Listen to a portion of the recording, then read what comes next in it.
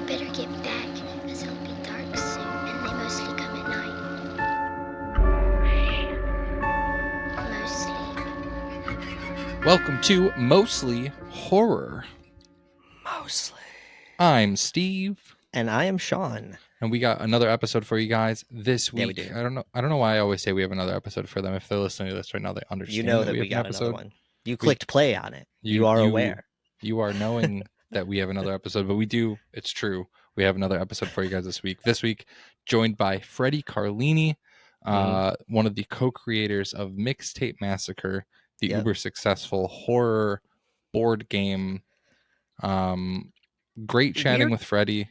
What? We're just full of interesting ways of saying stuff today. I say I call something a hoot in this episode. You say it's uber successful. I also said gangbusters when we were talking. I said something was gangbusters. Really? I completely missed it. You might as well have called it poggers. Yeah. Yeah. We're all over the place. I feel like Uber is it's I haven't heard it in a minute, normal. especially from you. That's true. But calling something a hoot caught me off guard. But so that's a great conversation that we have with Freddie. Great conversation that we have with Freddie. It's about an hour long, so you guys have a lot of great board game content coming in the meat of this episode. Also want to mention that Sean and I for our end segment of this after our conversation with Freddie are going to be breaking down Cobweb and our thoughts on it. We skipped Barbenheimer essentially this weekend and went to go see Cobweb instead. Nothing against those two films. I'm sure that we will see them soon. I literally have tickets to see Oppenheimer and probably we'll see Barbie like the day after. But movies are back.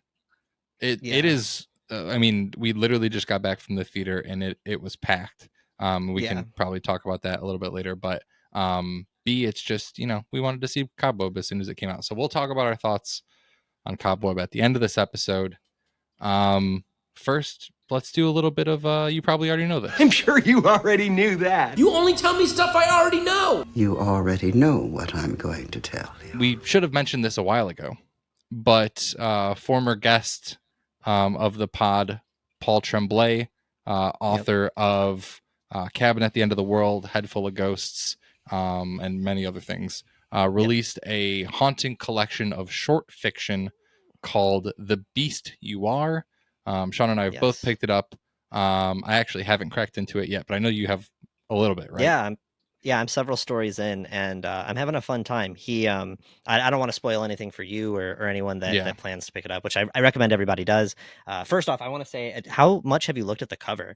The artwork of this book is beautiful. It's great. Oh, it's so cool. It's got a little some extra illustrations inside. It's not like full of illustrations by any means, but whoever that artist is, which I should know off the top of my head, I'm sorry that I do not in this moment. It just absolutely killed it. But the shorts are fun, and you can tell like it's I feel like it's exploratory for him. Like I guess you kind of just assume that all writers have a ton of things that they're working on and shorts that sit for a while. And if you're a fan of specifically Head Full of Ghost, there is some nods to that in here with some shorts that I'd be very curious to get people's opinions on. Had they not read that book, like I'm curious what people will think of, because for me the characters in these stories have a certain context because I've already read this book. But I don't think that you need them. And when we had Paul on, he mentions that he revisits the sisters from Head Full of Ghost in some of his short stories, so you can find those shorts here. But it's every story's so different, and Paul really loves playing with narrative. Like the way that he tells stories, he just does not stick to a certain script. So every single story, it's the way that he manipulates perspective and the art of storytelling is really interesting. Hell yeah. I was really excited as soon. I also like, I get distracted so easily, and so I loved the thought of a collection of shorts as opposed to a long novel that I need to like trust myself to finish. Very excited. I might jump into it tonight now, actually, because that's something that I've been wanting to do. So wanted to make sure. Oh yeah, go ahead. Well, no, I was just going to say if he doesn't stick to a like roughly the same size by any means either. Most of the shorts, or at least I've read like 6 or 7 of them now. Most of them are about 10 pages, give or take, but then you'll come across one that's like 2 or 3 pages. And the title short story, The Beast You Are, which is a short in the book, is actually about 100 pages long, a bit over. So it's almost like a little mini novella tucked inside. Yeah. But yeah, I mean, it especially if you don't have the mental space for a novel right now, picking up short stories is well, no, that's so true. Like I've been reading a lot of novels this year. Yeah. Crack it open. So yeah, we wanted to make sure everyone listening, if you listen to our Paul episode, if you're a fan of Cabin at the End of the World or Knock at the Cabin even, definitely check out The Beast You Are. A couple of things that you may already know. Sean, I don't know if you saw the posters for this yet, but currently one of the trailers running before Oppenheimer, and only before Oppenheimer, this is a theater exclusive, is the trailer for the new Exorcist film. Yes. Yeah. I have not seen, and like I've saw like a quick little image that they shared. I don't know if it's the official poster, but I've seen something going around. Yeah. Okay, cool. And it's like the beginning, right? Believer. Isn't that what it's called? It's called the Believer. The Exorcist Believer. Okay. Yeah. I knew there was a B in it. But and I heard that in order to catch that trailer, you got to go see Oppenheimer. Yes. Oppenheimer? How do you say it? You said it already. Oppenheimer. Oppenheimer. All right. Yeah. I'm so we got a lot going on. We both got a lot going on right now. And Sean doesn't know what the fuck's happening with Oppenheimer. Sitting right. Yeah. With Barbenheimer. But I will, like you said, we'll get there. But nice. Okay. So this trailer.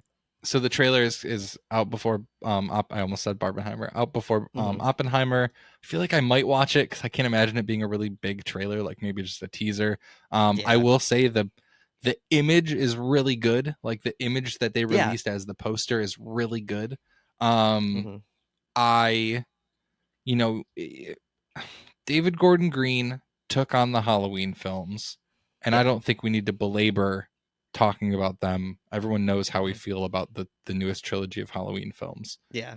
The Exorcist, in my opinion, is maybe even more revered than Halloween. Like, sure. I think that you could make the argument that The Exorcist is one of, if not the most like revered horror films in terms of like a true horror film, and so this is big. This is a big thing to take on, and I'm really curious to see how this goes. I mean, it's a sequel. This is planned as a trilogy. It stars Leslie Odom Jr., who was Aaron Burr from Hamilton. Chelsea, can you give us a wait for it? I am the one thing. And so he stars in it. It's gonna have honestly a bunch of names that I don't know. I do know Ann Dowd from Hereditary is gonna be in it as well. Love me some Ann Dowd. So again, I'm apprehensive, and hopefully it's great. But I didn't know if you had already seen the poster.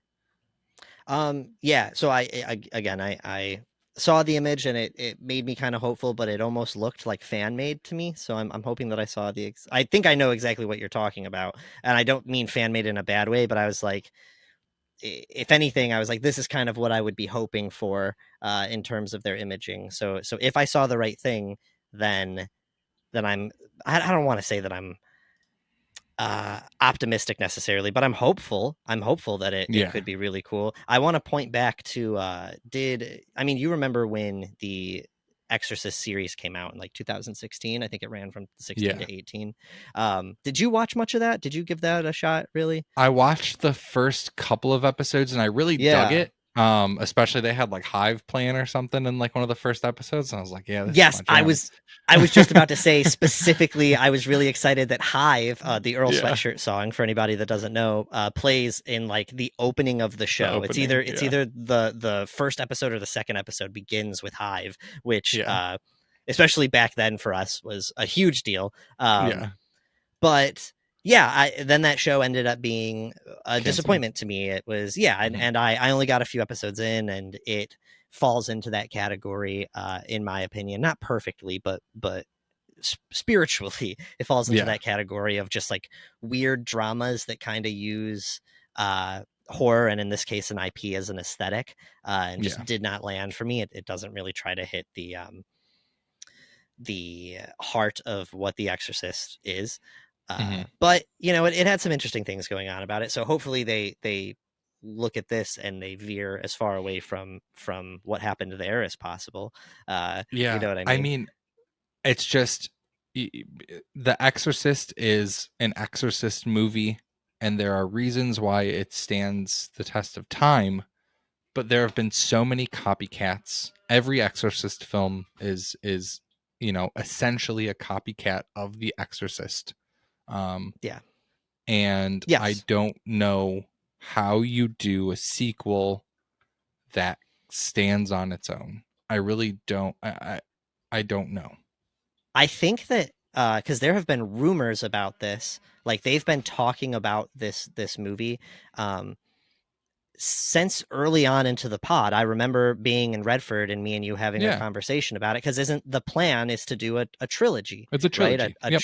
Yeah. Same as David Gordon Green did for Halloween. He's going to do for The Exorcist. So, and we talked about that back then, and basically said exactly what you're saying. It's being a movie that has created a genre, or a subgenre of horror. It is a hard thing to even imagine a remake, because like you just said, every exorcism movie is a remake in its own right. So granted, this is not a remake, it's a requel. It's a sequel, Scream actually. 6. Right, but it's a reboot sequel, like Scream 6 talks about. I guess that's fair. It lives in the same universe. Fair. So it's a because there is, there already is a sequel, so it's a remake of a sequel in a way. It's True. taking the first one. It's not a direct. That. No. But we have no choice but to wait and see. I've talked with some of our fellow horror fans, and it seems like that's the general consensus I'm getting from everybody, is nobody is like, this is going to be great, but everyone's like, well, I'm going to see it, and it would be cool if it was good, Cautiously optimistic is the name of the game with these remakes and reboots. I'm just going to say cautious for me. Cautiously hopeful. That's true. The other thing that I know we spoke about really quick, but want to make sure our listeners know, is that there's finally a premiere date for something that is mostly horror, Gen V, which is the spinoff to The Boys TV show that's set in college. We got a poster. I don't know if we got a short video or anything like that. I think there may be like a first look video. But the first 3 episodes are premiering on September 29th. With episodes releasing on Fridays, and it's basically going to be, similar to My Hero Academia. We got some soups in college, and it's going to be probably a little bit more rated R than My Hero is. Sure. Maybe a bit more sex and blood. Listen, man, but I'm down. We're going to have all the things. Yeah, we're going to have all the things that come from The Boys.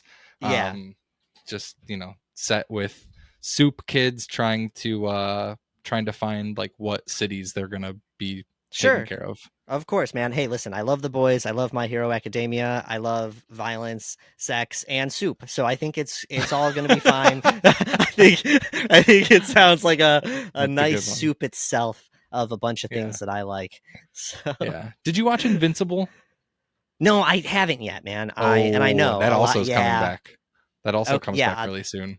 I've heard nothing but positive things. I think the art itself wasn't something that immediately like made me run. Unless I heard people geeking about it, it wouldn't have even been on my radar at all. But so good. Okay. It was. I was watching it at the same time. Yeah. I was watching it at the same time as I was watching The Boys, and to like parallel path those was just beautiful. It was so much. And I guess the other thing, we're recording this the day before it's going to happen, so all the people listening on Wondery will be able to watch it. But Futurama is officially back. Yeah. They've been teasing 2 episodes on Hulu, but the first episode of season 11 comes out tomorrow on July 24th. So what do you mean teasing 2 episodes on? They've had Hulu? On Hulu, they've had 2 episodes, but like the first episode has said like coming July 24th, so you can't watch it, and the other one says coming July 31st. So they've just shown that there's 2 episodes, but they haven't had them available to watch. Got you. I saw that they were on there, and I just hadn't gotten around to it yet. I tried to watch it the other day, and wasn't able to. Got you. So yeah, anyone listening to this, when it comes out on Apple Podcasts or Spotify, there will probably be 2 episodes of Futurama. Guys, listeners, friends, you wouldn't be mad if we got some, maybe I don't know. I'm throwing it out there. I'm putting it out into the universe. I'm manifesting. We're putting our manifest hats on. If we got someone from Futurama, that's mostly, we'll call it mostly badass. It's mostly horror enough. Yeah. God damn it. It's how there's some spooky episodes. I don't know how that works. I don't know how that works with the current strike with voice acting. I'd have to double check. Oh yeah. Fuck. Because we don't want when the strike is over. Scab. Yeah. Yeah. We won't do that. Yeah. Obviously, like we said before, that's a balancing act. But damn it. All right. Yeah. Yep. You're right. Yeah. You're right. We'll wait. Well, on that note, we have a great conversation with Freddie Carlini, the co-creator of Mixtape Massacre. And then, like I said, after that, be sure to stick around if you want to hear our thoughts on the new film Cobweb. Sean, any final thoughts on our conversation with Freddie? It's a fun time, man. We talk about all sorts of stuff. I'm really excited to finally get the chance to really explore the game. You can tell that he's just a lover of the genre, and we talk about a lot of fun things. I think you guys are going to dig it. Yeah, if you're like us and you like board games, this is a great conversation. Yeah. And if you're not like us and you don't like board games, this is still a great conversation. We will get you guys over to that conversation with Freddie Carlini right now.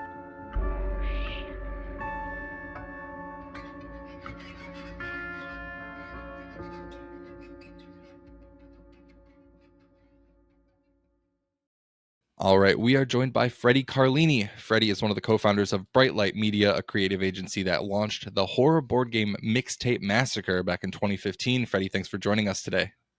Yeah, thanks for having me, guys. Absolutely. We're excited to chat with you. We want to jump into the game. We want to jump into your career, your background with the genre. But before that, we have a very important question that we always start off with. Sean, take it away. Freddie, yeah, we're super stoked to have you. Want to hit the ground running with one of our favorite questions that we ask every single guest that joins the show. Sure. And that is your introductions to the genre. We're looking for that moment where maybe you peeked from behind the couch and saw something you weren't supposed to, or maybe you had an adult in your life that might have brought you in. Could you share something like that with us? Yeah. So it wasn't it wasn't like a sneak thing. So I know before this moment, I had like seen stuff like Freddie and Jason, just because I have 3 older brothers. So like rated R stuff was always happening. My dad was on a trip, and I was like 4 or 5 years old, and he comes home and he goes, "You guys have to watch this movie." And we were like, okay. And he rented Hell Night with Linda Blair. And so he sat us all down and we're watching this, and it's hysterical because like I'm like 4 or 5, and to me at the time it was terrifying. There's like these moments in the film that are very terrifying, and then all of a sudden, you see the reveal of like the bad guy Andrew in it and his father and stuff, and I just was like kind of like hooked on this idea of like monsters in houses kind of thing. And since then, I was in, like when my dad would take me to, I lived in Cincinnati at the time when I was a kid. There was a strip called Beachmont Avenue, and on it there was a Beachmont Video, and it's very, very much like your old school video stores. They had the red cages with like videos all lined up on them and stuff. And I became obsessed with video covers. So every week, because Friday was pizza and movie night, we would go in there And my mother was like furious because every week I was coming home with something new. Like I remember having my dad like get Bad Taste. Peter Jackson's it's a Bad Taste. It's the one with the middle finger on the cover. What is it called? Bad Taste. That was like his first thing that he did. Yeah, I know he did. Let me see. I can't remember. Yeah, I think it is Bad Taste. Bad Taste. Yeah. I just remember it's the cover. It's him with the middle finger. I would just continually see covers like that, and I'd be like, "Oh, sweet, Evil Dead 2, the skeleton." I was like, "Gotta get it, gotta get it." Yep. And we just kept doing that. And my father, like, it just became an addiction. So, yeah, that's my dad is to blame for it, which is funny because he does not like horror films anymore. He's very much not into horror. He more prefers like dramas and sci-fi and stuff like that. But at the time, that was my thing. Yeah. Nice. Did he have like a specific reason that he fell out? Sorry, you said specifically like he's not into it anymore. Like, was there some weird turning moment? I don't know. He got older. Gotcha. He got more religious, maybe. I don't know. Fair enough. It's the style of horror has changed a bit too. I feel like for sure. Yeah, like I don't think I could ever get him to watch an A24 film and take it seriously. Okay. Where I think his mindset is like horror is like slasher films and stuff like that. Yeah. And like I think he still enjoys movies like The Shining and stuff, but I think in his head those are almost like art compared to like a lot of like there's people who look at horror with like different lenses, and I think like that's still the one he enjoys. I also think he enjoys it because he loves Jack Nicholson, but like that's fair. For the most part he's not into it anymore. Yeah, I love that Hell Night was your intro. Sorry, that's one that only came like became on my radar a couple of years ago. I saw it for the first time after obviously years. Was it because of Shout Factory's release? I think it was just on Shudder, and I saw that Linda Blair was in it, and I was like, well, I don't think I've ever seen a movie of hers like this. Shamefully, I don't think I've ever seen a movie of hers other than The Exorcist, and I was like, well, I gotta watch it, and it's obviously a hoot. It's pretty goofy, but freaky and weird. It's got a really good. One of the best scares in it is when the killer comes up through the carpet. Yeah.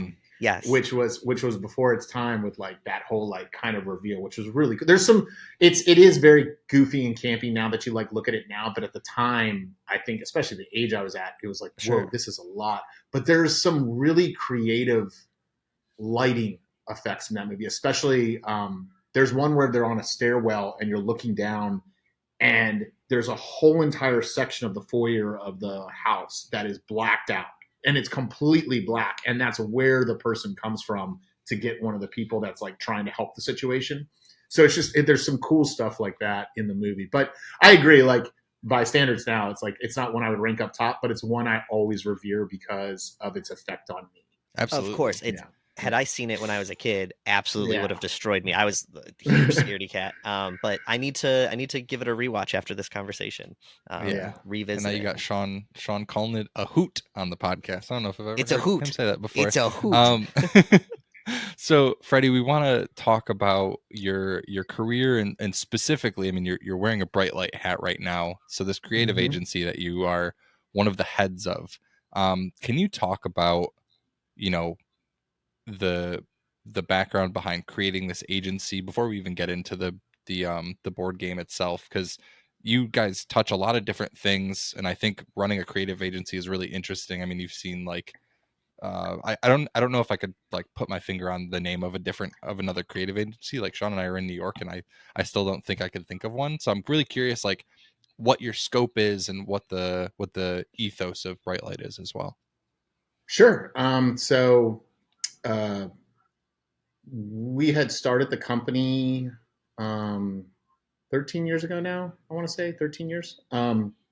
Before Matt and I were both people working for different companies, not really having a good time. We would do freelance projects on the side, and every now and then we would hit each other up. I got sick of my office job, so I left and kind of just said, I'm going to try to do this freelance stuff. About 3 months later, he got kind of sick of his job, and he was like, I'm going to do the same. And then we were working on projects together, and we were just like, this doesn't make sense. Like, why are we not just doing a company? So we put together the company and just started doing projects. And it slowly grew because the old company I worked for, they still needed me for the work I was doing. So we brought that in as clients and we started doing other things. But the focus of the company was really, seeing how a lot of these companies are run and seeing how their marketing departments are run and seeing how we could do work faster and more and smarter was probably like the biggest thing. I'm not trying to call people dumb, but there's a lot of things that go into how people run their marketing departments, and there's a lot of slowdown. Yeah. And we felt we had like some creative, we always call them creative solutions. Like we had creative ways of getting things done and done better. So our company covers a very big spectrum of work. We work in web, we work in branding, we work in video. And a lot of that comes from kind of part of it's my background. I actually went to school for media studies, and my focus was on film and screenwriting and stuff, which is really funny because like I don't work in film and screenwriting at all.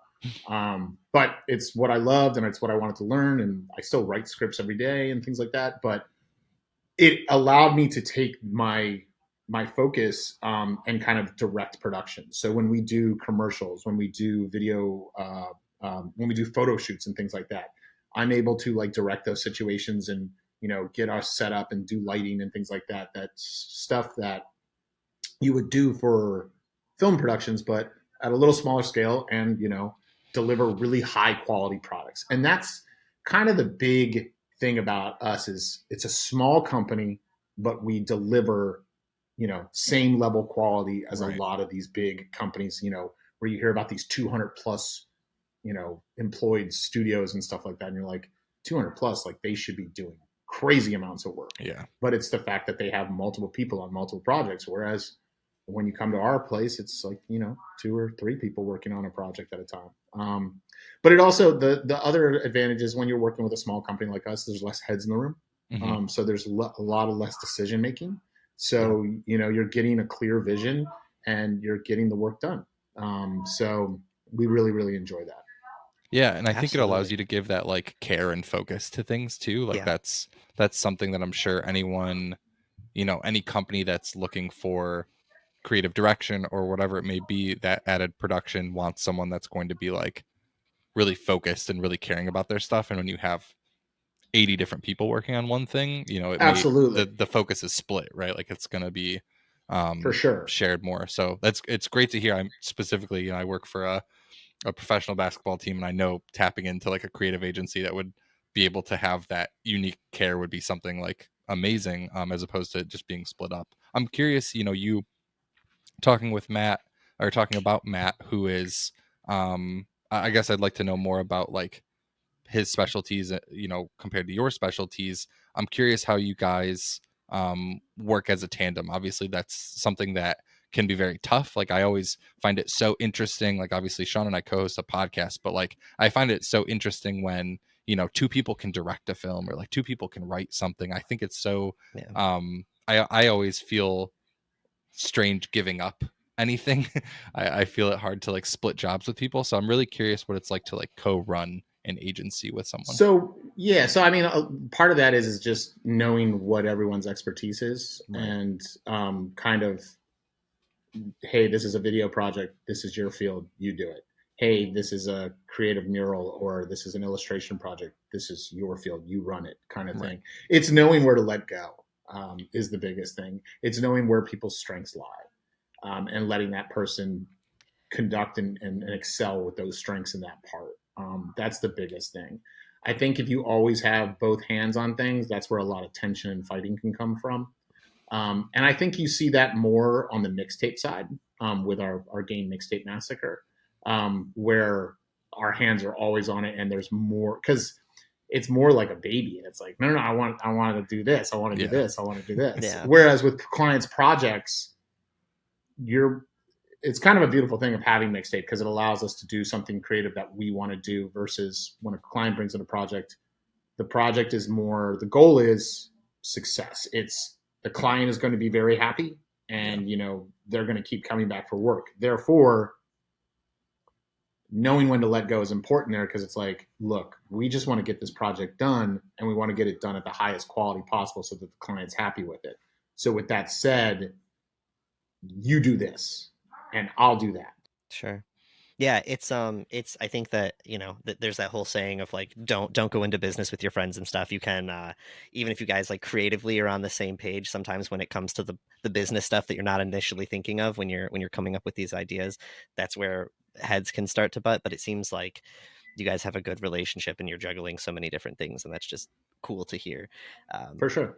Yeah, it's a bummer that Matt couldn't be here with us today. Obviously, completely understand. I wanted to talk a little bit about his illustration, so I guess I just want to at least say here that I love him. I've been going through, his website and, just like the mixtape website and stuff, and looking at all of his stuff. And yeah, is he just sort of like in? You talk about like picking different fields and stuff. How does putting together the visual look of something like Mixtape work then, like when working with him? So the way Mixtape came about was I was at a game night with friends, and I was watching friends like just not enjoy playing the games for multiple reasons, be it they didn't love the theme, or it took 3 hours to read the rule book kind of thing. You have a lot of friends sitting around the table like, I just want to drink a beer and play a game. Yeah. So and I was sober at the time, so like I'm just like in it and paying attention and watching all this stuff. And so my thought process became, we could do this. And that was literally just it. It was me in my head going, we could do this. Like, we could make a game. And I spent about, I want to say at the time, I spent about 2 or 3 months coming up with the game before I even presented it to Matt or Mary Joy or anything like that at the company. And I actually I think it was during the winter time, I was developing it with my girlfriend at the time, Anna, trying to just like every time I came up with something, she would like give me feedback. I'd be like, just look at this, tell me what you think. Just look at this, tell me what you think. And when I got it to a certain place, I was like, okay, I like this. I'm going to take it into the team. And I took it in with the name, like I'd come up with the name Mixtape Massacre and stuff like that. I remember as soon as I hit the name, I was like, I need to get that website. I need to copyright that name. Like like it's like one of those things where you're just like, oh, okay, I got it. I want this. So I took it into the team, and I remember Matt's initial, he's like, what, a board game? What are you talking about? He's like, why are we going to make a board game? He's like, because I mean, he and I had early discussions about like making comics and stuff like that, but like this just felt like so much more fun, like from a creative standpoint. Mm-hmm. We sat down, we played a version of the game at the time. It wasn't like, for starters, the original game took place in a house. Okay. The game itself now that you see is an entire town. Yeah. There's these slight little evolutions and changes as the game goes on and on and on as you're making it. And kind of working on that together got us to like that point of like, okay, the game's in shape. Now, what does this look like? Sorry, it took a long time to get to your question, but no, no, you're good. So we get to actually designing the game, and our initial, I remember saying to him like, so the logo, I'm kind of thinking it's like the opening intro to Saved by the Bell. So you got like the triangle, because like part of it was like, you want it to be horror, but you also want to have you want it to be fun. Yeah. Like some of my favorite horror films are not just like serious and gritty and bloody and like, I kind of think of it as like the Texas Chainsaw Massacre remake versus the Texas Chainsaw. Like the original film is like Texas Chainsaw, very gritty. There's like grain on the lens, and like it looks really dark, and I love that remake. Like I think that remake's awesome. But if you go back to the original, most of the goddamn film takes place during the daytime. Yeah. Like there's like they get to the house at night, but a lot of it's during the daytime, but it's still creepy and it's bright and it's fun. So like with the game, we really wanted to bring in that 80s vibe, not just 80s horror, but the 80s vibe. So to do that, we were like, we need to have fun colors. We need to have tapes as like the cards. We need to have a lot of jokes that if you were from that time period, or if you're into that time period, you're going to catch musical references. You're going to catch references to like old films that you love. we'd make some of the killer scenes in the game, which is like those scenes are kind of the meat of the game. It's you draw those and then you have victims that you can kill or defend against.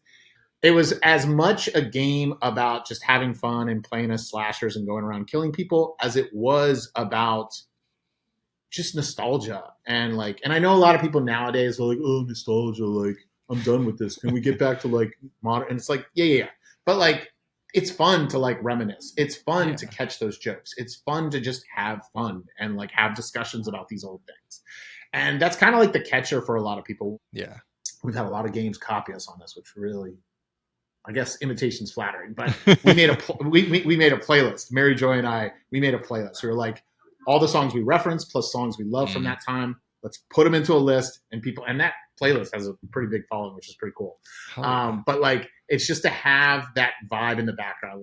And again, it's so funny. People will be like, when I first clicked on the playlist, I thought it was going to have scary music and stuff like that. I was like, no.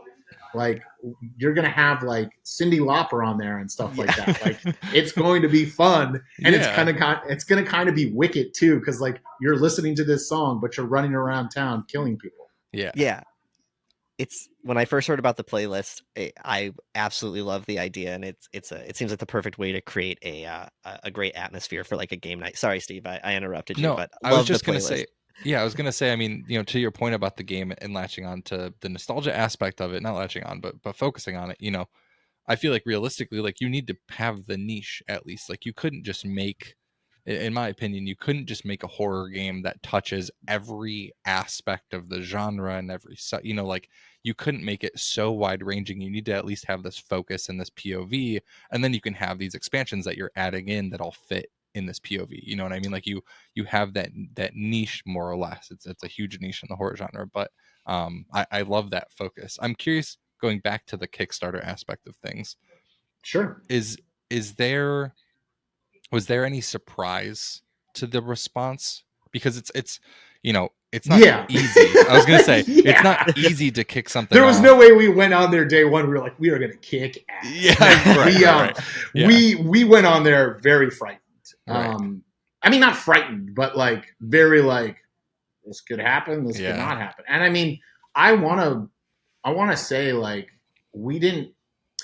Part of our surprise was the people who picked us up and rooted for us. Right. We had small time directors and stuff that were picking us up. That I was like some guy from the ABCs of Death was like, this is awesome. And it's nice. You start seeing stuff you're familiar with and people you're familiar with picking it up, and you're like, what the hell? Yeah, these cosigns. And you had people, Scott, there was a website for a long time, Birth Movies Death. Yep. Scott Wampler, who is one of the hosts of the King's Cast now. Yeah. And he works with Fangoria now, which is cool. A lot of the BMD people moved over to Fangoria, which is great. But Scott Wampler just became a huge cheerleader for the game. And I was like, this is incredible. What the hell is going on? And we owe a lot of that to Mary Joy. Her side of things was building up a social, she would just be on there as Mixtape Massacre, typing away and tweeting and stuff, which was fun. And people like Steve Barton from at the time Dread Central, he's now a producer on Terrifier and stuff like that. He was great. That was the cool thing, is that the community came out and was cheering for it. Right. Which that's a big changer, is that you have these people from the community you're trying to I don't want to say sell it to, but get them to kind of get behind it. Yeah. And they're there. So that was surprising. So yeah, it was very daunting. And when we got to the end, it was just oh, we made it, kind of thing. It's surprising because Kickstarter was not the thing that made us, actually. It was the introduction of us. But, I think from our original pressing, and I think this will surprise a lot of people to hear this, I think we made, for our first round of games, 500 games. We printed 500 games. We printed a minimum amount of games. And so we fulfilled all the orders we owed based on who backed it.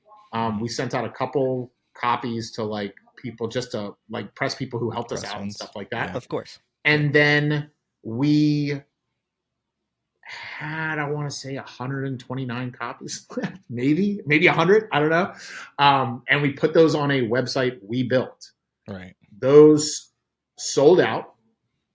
One of the people who bought it was Ryan Turek from Blumhouse.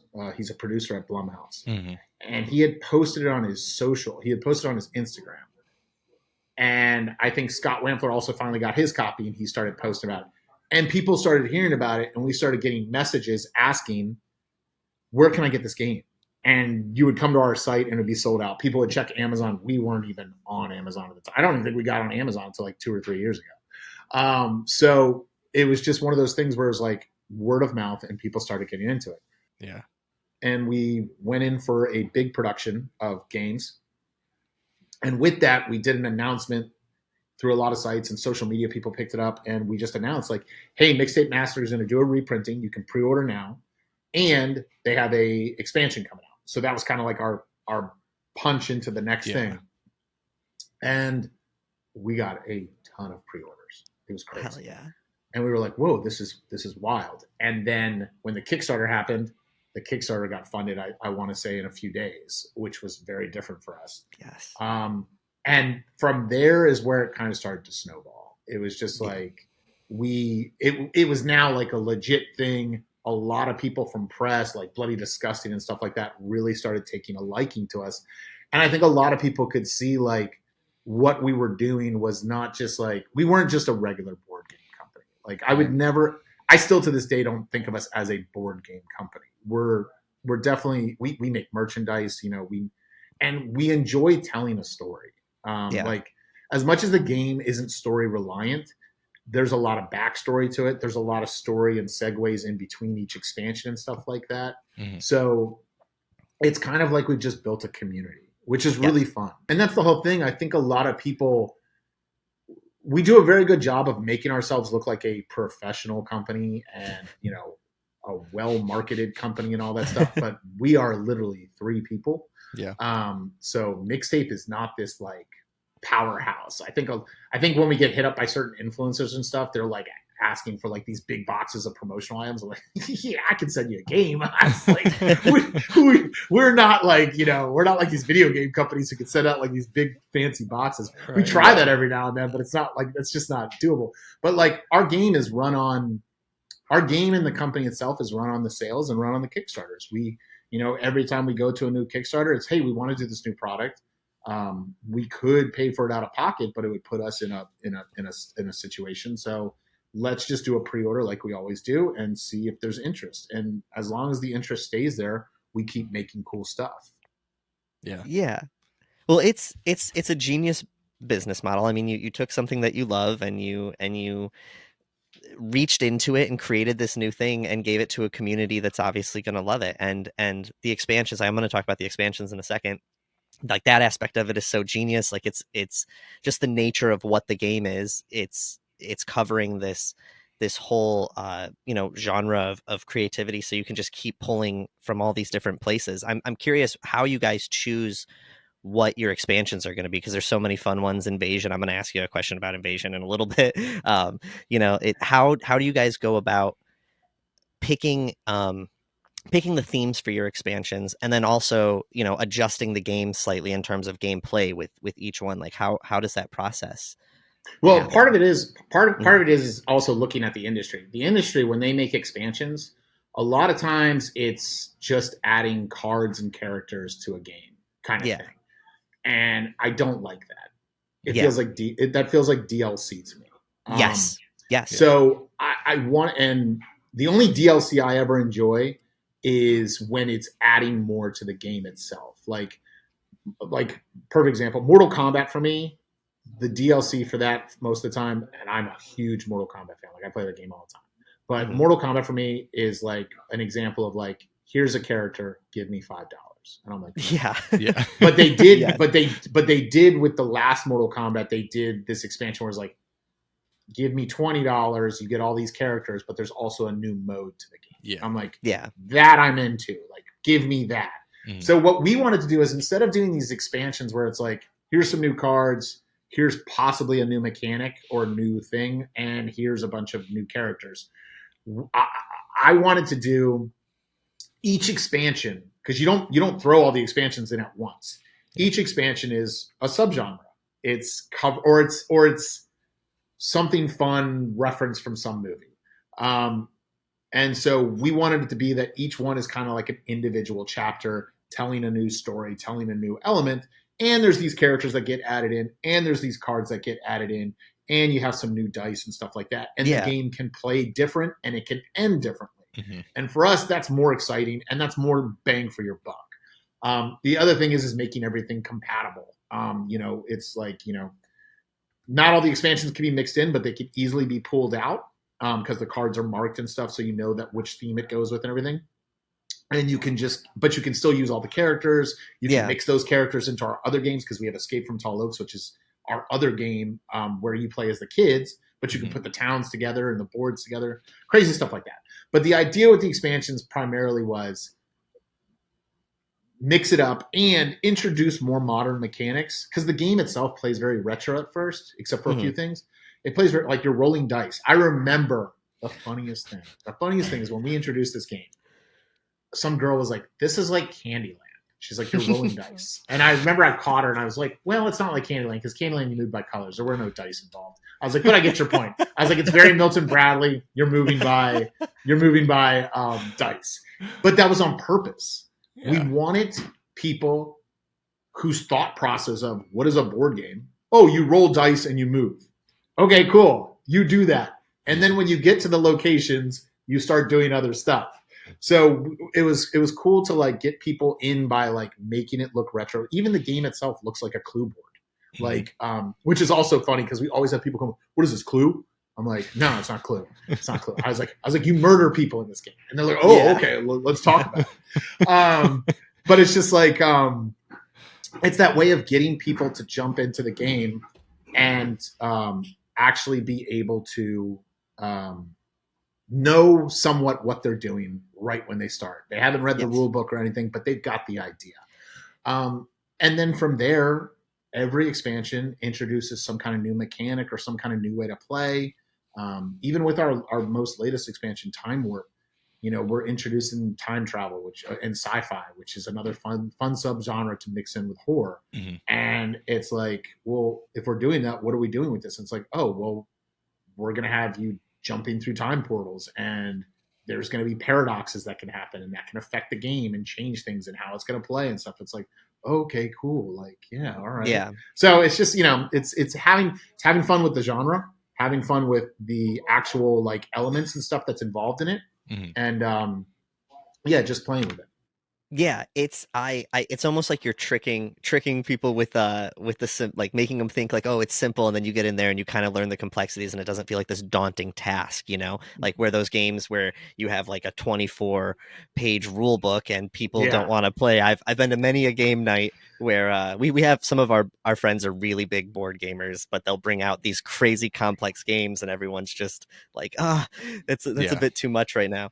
And most of those games sit on my shelf, which drives me nuts. Absolutely. That was part of the inspiration, is like, I can point to, I have so many games. I have so many games that I have given away games or sold games because I have so many games. Right. But it's like, I have so many games that just sit and collect dust because either it's like, this is 3 players required to play. Okay, well, some nights you can only have 2 people over.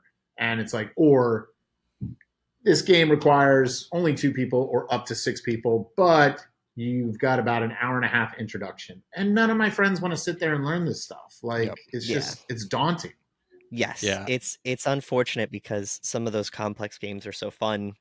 But it's, you have to have people that are already like so deep into the board game world that they, can grasp it. If you're just trying to have people over, it's too much. Sorry, Steve. What there's layers to it too. Like you can, if you want to play like Catan or Risk or something, like the people that you want to bring in for that. Otherwise, maybe you just want to play Catchphrase, and like it's not a board game, but as an example, right? So no, for sure. You talked about Tall Oaks. You guys also released something fairly recently, another game called Float. Yes. So obviously you have Mixtape Massacre where you're able to spread out and you're able to add these expansions, but Float is a subgenre game, but it's its own game. So I'm curious what the reasoning behind that was, and why it wasn't just another expansion. So yeah, it's completely unrelated to Mixtape. Was part of it. Part of it was like, hey, Mixtape's super successful. That's a funny way of putting it because we're still a small company, but it sells itself. Mixtape sells itself. The name is out there. The fact that I can visit LA and when people introduce me, they're like, oh yeah, this is Freddie. He's one of the creators of Mixtape Massacre. Oh, I know that game. I love that game. I'm like, that's crazy because you're on the other coast from where I'm at and you guys are like into this. So that's really cool to me. It was kind of testing us. It was like, can we make something outside of Mixtape and it will still sell? And yeah, I mean, we put it out and it's I will say it's doing okay. It's buried by the name Mixtape though. That's what we've learned, is that we've done such a good job with marketing Mixtape that when you put something else out, it's harder to get people attracted to it. And it did really well on Kickstarter, and it sells like, we ship out games every week. But it's nowhere touching Mixtape. And that's the comparison you always have, is like, can we make this like the same as Mixtape? And I think a part of that is it's very hard when you're founded under one name like Mixtape and you're selling another game and people look at it like, what is Float? Like, is this part of it? Is this an expansion and stuff like that? Right. Like, no, it's a whole new game. Yeah. And like you can get that messaging correct on Kickstarter, but once it becomes a part of your like shop and you're selling it online, people are like, what is this? That's all. But for us, it was, I won't lie to you, it was also just getting tired. Imagine being like, who's the director I was just reading about? It was Christopher Nolan, because Oppenheimer came out and he was talking about how he didn't even want to make Batman The Dark Knight Rises. Like, he had no plans on making that film. It was more like Warner Brothers was like, we want you to make this film, and if you make it, you can go make other movies that you want to make. And it's kind of like that bargain thing. And that's what it was with Mixtape. It was like, I think I and the rest of the team were kind of burnt out because it's just like we just kept putting out stuff. Like, we self-put out stuff too, like the Myth expansion, which is our biggest expansion actually. We did that in-house, did a pre-order in-house, and sold it. And it's just one of those things where it was like, we have made so much stuff for Mixtape. We have done so many events behind Mixtape. I want to do something new. Yeah. And my personal favorite subgenre of horror is aquatic horror. I am absolutely terrified of the ocean, which is where as you should be. It's a terrifying place. We don't belong there. But I say it all the time. I go, look, sharks don't walk up on land. I shouldn't be walking into the ocean. So know your lane. Yeah, exactly. It's like know where you exist. So I really wanted to do something with that, and I was like, I can't really do that with Mixtape. Like, I remember someone during one of our kitchens was like, you guys should introduce a shark, and I was like, how the hell am I going to introduce a shark in a town? It's a small town. There's no ocean nearby. There's no like shark washing up into the lake kind of thing happening. Right. So, and I really love that genre, but more so, it's like, I don't just love like the shark films. Like, those scare the hell out of me. And anyone will tell you if you want to have a good time, my ex-girlfriend, I had mentioned Anna, she used to get a kick out of watching me. Like, we would go to shark movies because she would get a kick out of watching me. Like, she would film me during shark movies, because I'm literally that person, like during 47 meters down and stuff like that, or during the shallows, I'll be like this and like kind of like curling up in a ball as the film goes on and on, because it's this dark space. You don't know anything around you. It can come from any side. You're just floating there, hence the name. Yeah. It's just really terrifying to me. So I really wanted to make something that kind of evoked that feeling of like, you don't know what's coming. You're in a boat. Anything can arise during the day. There's all kinds of problems that can occur at sea. You're not on land, so you lose 60, 75% of your safety precautions the minute you're in the water. Like, honestly, you lose all of them. Like, if you don't have a boat, you're screwed. Yeah. So it was just one of those things where it's like, I want to introduce something that's dangerous and fun. And originally the game was just going to have a shark. And then it was like, yeah, but there's so much more terrifying stuff in the ocean. I was like, and there's so much stuff terrifying from like H.P. Lovecraft. And there's so much stuff that's terrifying from like old stories. And everyone thinks of mermaids as these sweet things. But if you read old stories of like, from captains and stuff and pirates and stuff, they saw mermaids as like sirens, and they were these beautiful things that would lure you out, and then all of a sudden were these monstrous creatures that would tear you apart. And it was just like, I want to bring all these fun things that terrify you and like you've never seen, and you've never been that deep, and you've never seen like a Leviathan or something like that come up and destroy you. So like that was our that was kind of the pitch for it, is like, you know, you're surviving at sea 3 days per day, 7 days you got to survive. And I remember everyone was like, "Oh, is that like The Ring?" I was like, "Yeah, it's also just a week. Like, you know, good luck." So, and I think I'd read like, if you can survive at ocean for a week, like you'll be okay, kind of thing. If you can keep yourself sustained, you'll be okay. But if you can't, you're screwed. So I was like, let's go with 7 days. But you know, the morning, afternoon, night gives you 3 rounds per day of people drawing cards and playing against each other and stuff like that. And it was just fun to dive into something else. You know, it's like making movies, it's like making stories, it's like making video games, it's like anything. It's like, you know, it's like dating. Like, you want to do different things and try different things. Like, you don't want to keep doing the same thing, like, unless you become like in love with the thing, and then that's your thing for the rest of your life. But like, I wanted to just do something different, and I think the team did too. Yeah. Those are great learnings too. I mean, it's like you're reminding me of like when people want bands to play the same song, you know, their early hits like forever. And you're like, you get tired of playing those songs. You want to play a new song. And it's, you know, I'm sure you could have like framed it in a way that like tied in Mixtape, but like at a certain point, you know, like you said, Mixtape's going to succeed by itself and you can branch out. And like, I feel like it's, in my mind, it's the fun of trying to build something up again. Like you could easily attach it to Mixtape, but it's more fun to build it up. It's funny you say that, because Matt and I had a big fight about it. Mary Joy and I wanted to put the legend in. He's our main. If for people who don't know, in Mixtape, on the box of the game is this guy with a white mask, very like Jason meets Michael Myers, but also, for a lot of people who don't know, very inspired by the killer from Cobra, with Sylvester Stallone. And we had thought for a while to put him in the game somehow. Like, could he be like a character that you could play as and stuff like that? And Matt was very like, no, we need to separate this entirely. Like, I don't want him in it at all. Like, no Mixtape. And it was like, okay, cool. I still to this day would love to bring one of the characters in just because I think it'd be fun, but we didn't do that. We didn't do that. But that was a big thing for us, was like, and Matt especially is like, completely get away from Mixtape. Nothing about it gets brought in. And, you know, we finally just said, fine, that's cool. Like, we'll just, you know, we'll do a booster pack that brings in Cthulhu, because everyone loves Cthulhu. Of course. And, you know, stuff like that. But like, it was an experience for sure. Like, just creating that game and doing something completely different. Completely being like, hey, this is too much like Mixtape, get away from it. This is too much like Mixtape, get away from it.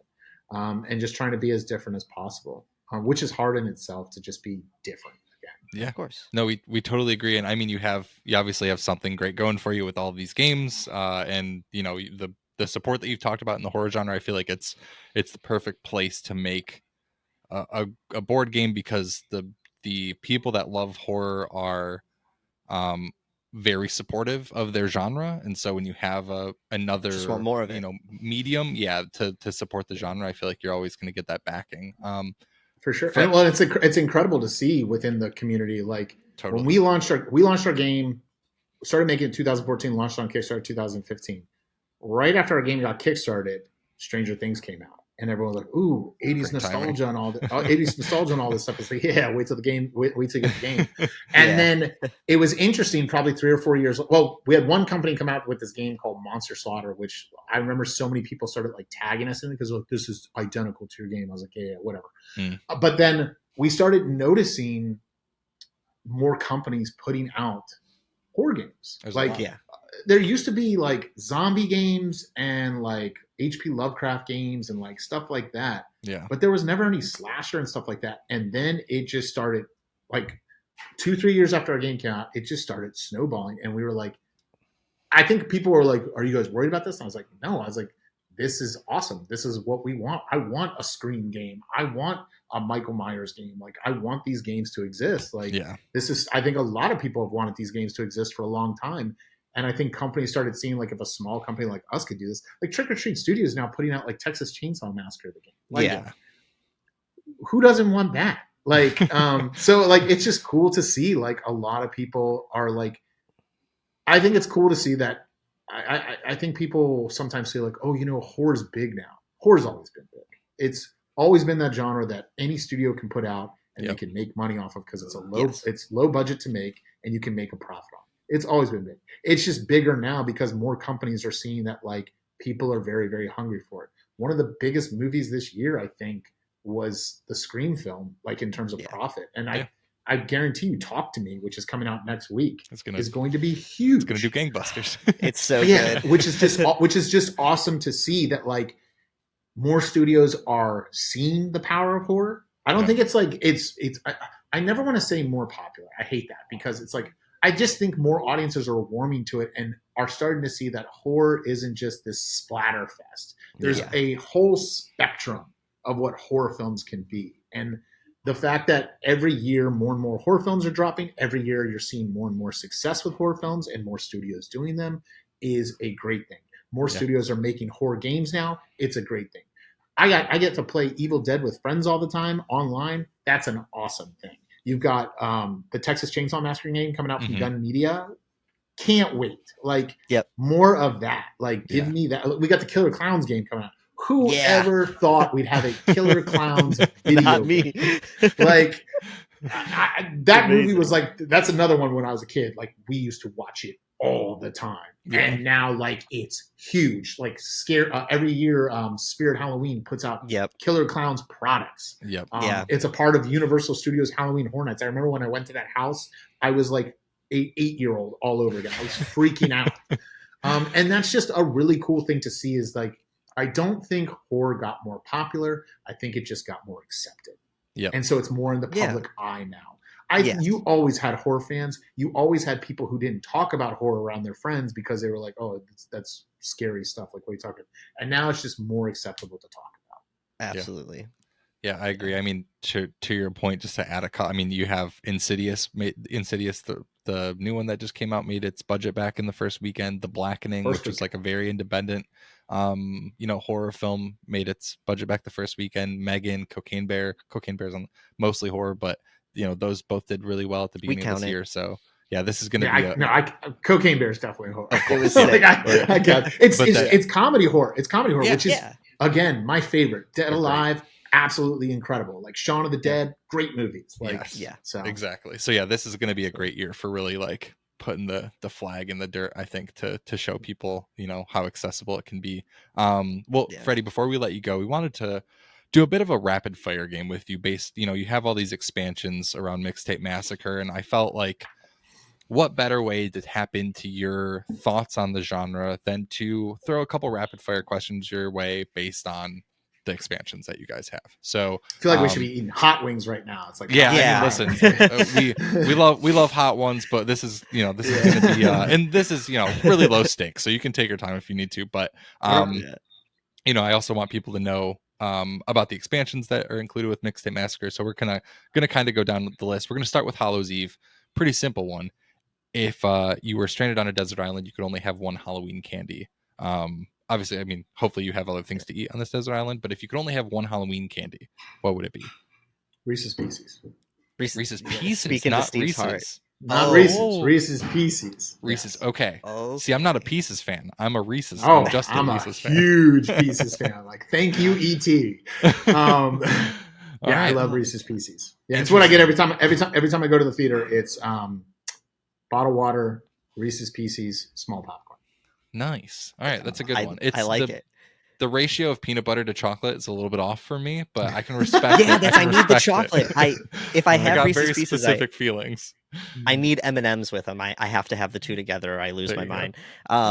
Okay, so for myth, which cryptid is definitely real and/or which is your favorite? Which one's definitely real? Yeah. Bigfoot. Bigfoot's definitely absolutely real. Okay. Yeah. All right. Real.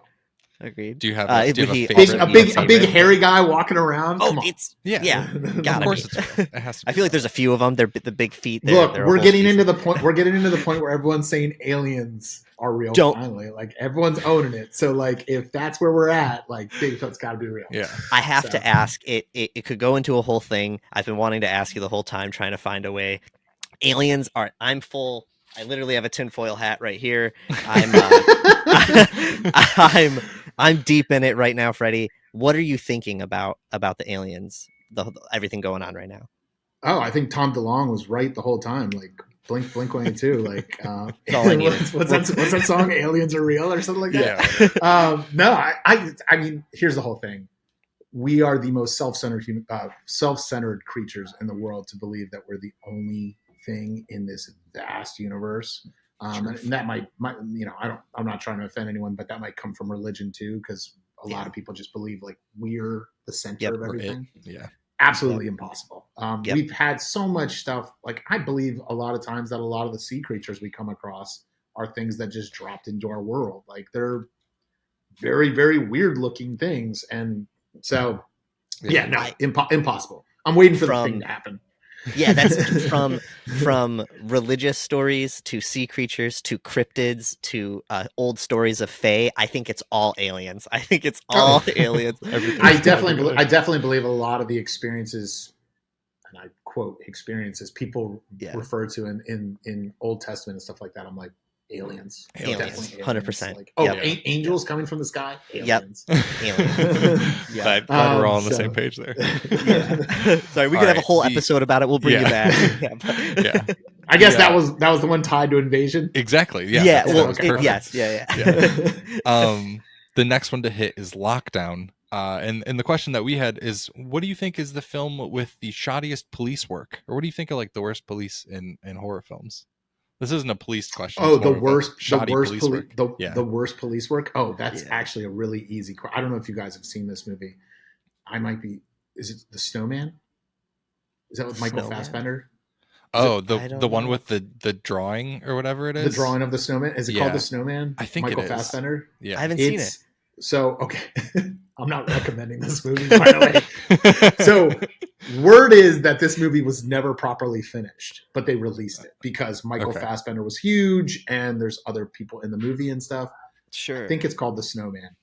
It is horrible, and his work in it, his like detective work, is really bad. So that's the easiest one I can give you is The Snowman. I mean, I feel like everyone in the audience knows before he does who's doing the killings and stuff like that. But it's also like there's like plot holes in the movie where I'm like, how could he figure this out? It's so bad. But yeah, The Snowman, easily the worst. Sean, I don't know if you can see this, but that was the little drawing that was on the poster.